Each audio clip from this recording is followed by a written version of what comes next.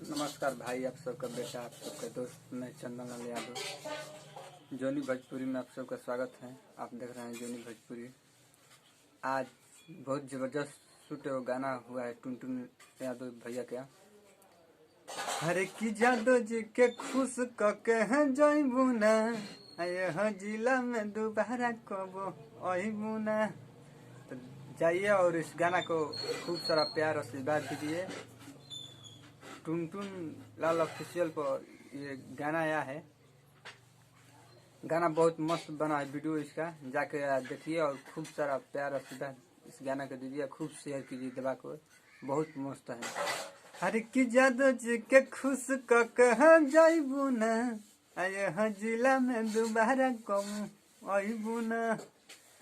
बहुत मस्त गाना है, जाइए और खूब सारा आशीर्वाद और प्यार दीजिए। इस गाना को शेयर जरूर कीजिएगा।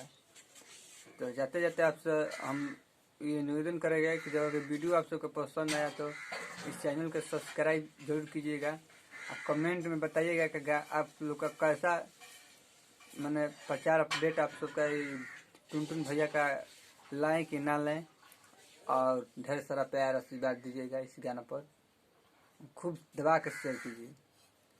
हर की जादव जी के खुश कह जाइबू ना, यहाँ जिला में दोबारा कबो अइबू ना। तो थैंक यू, नमस्कार भाई आप सबका ये पूरा वीडियो देखने के लिए। आप सबका दिल से नमस्कार।